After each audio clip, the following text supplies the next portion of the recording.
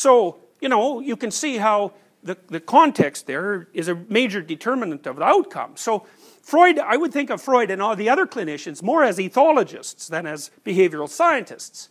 You know, and Frans de Waal, for example, he's a great person to read if you haven't read anything by Frans de Waal. It's Fransdewaal.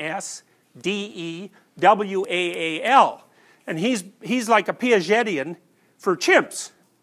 And what he's observed over a series of books, mostly making observations at the Arnhem Zoo in the Netherlands, is the emergence of morality among chimpanzees as a consequence of their social interactions. Now, it's not that simple, because the ground for morality emerges as a consequence of the way that chimps organize themselves into dominance structures.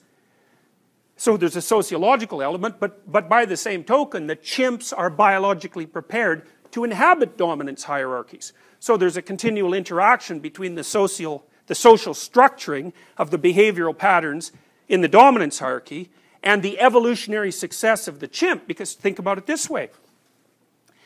The higher you are in a dominance hierarchy, the more likely it is that you're going to leave offspring.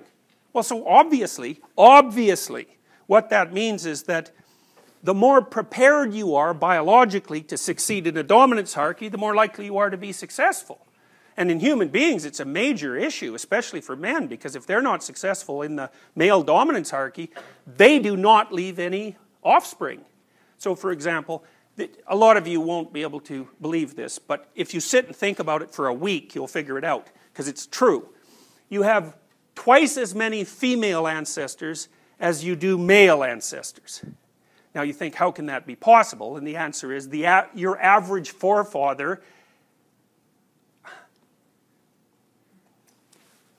if every woman has a child, but only every second man has a child, then that's exactly what you end up with. Every second man in that case would have 2 children, right? But that can easily happen.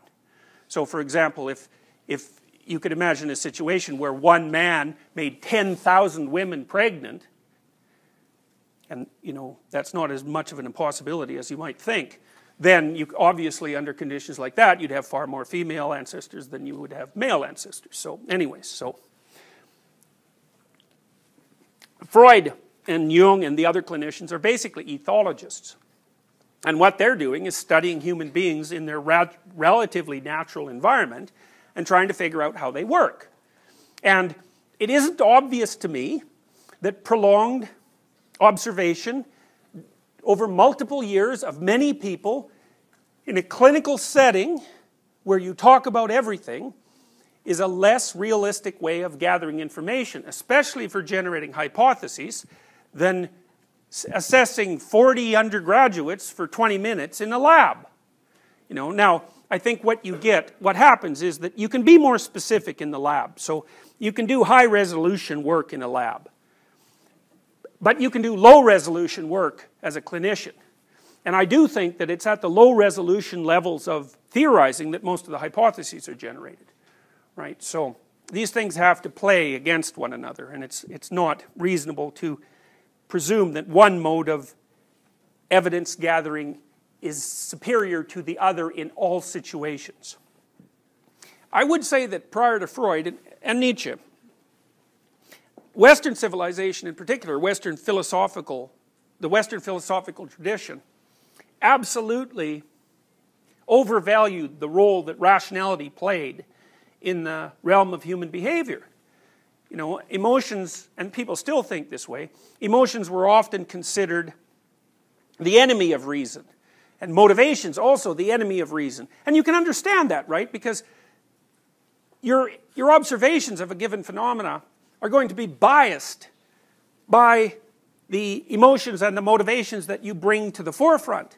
And a lot of what scientists were trying to do, as they learned how to be scientists, were to get the damn emotions and the motivations out of the way, and the personal biases and the demand to elevate your career and to be right and to beat the other primates and so forth and so on. They're trying to clear that out so that you could attend clearly to certain classes of phenomena. And then, of course, it was a post-Renaissance phenomena to identify the central being of human beings with rationality.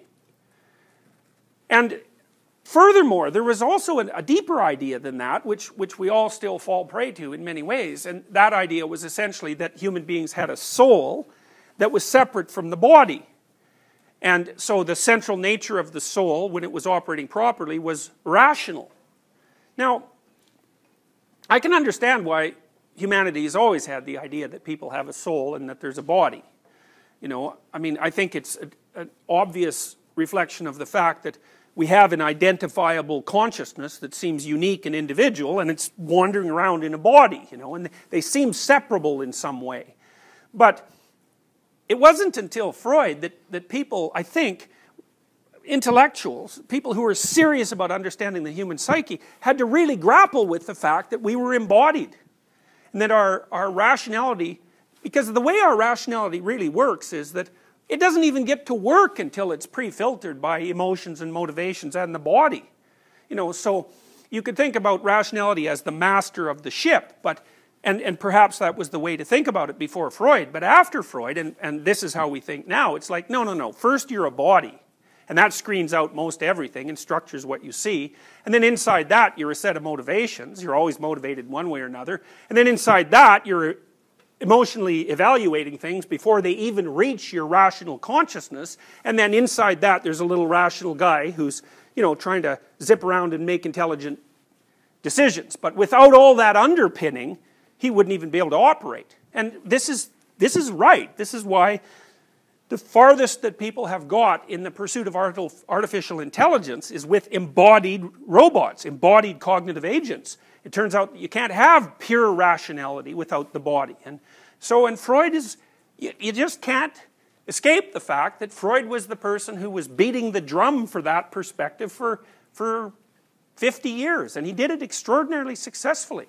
After Freud, you could never pretend that you weren't a sexual being or an aggressive being or a biased being or an unconscious being or a defended being or a repressing being or a lying being while you were doing whatever it was that you were doing, and that those things had to be taken into account. And, you know, it wasn't much before Freud that Darwin came up with his Darwinian hypothesis, and so, you know, it was exactly at that time that it was necessary for us to understand our evolutionary kinship, or in some sense even identity, with other creatures, ranging from those that were quite like us to those that are very much unlike us. All the way down the phylogenetic chain, there's tremendously important interrelationships. And so Freud's idea fit into Darwin's idea like mad, you know. All of a sudden human beings were animals. They weren't a divine soul in a body.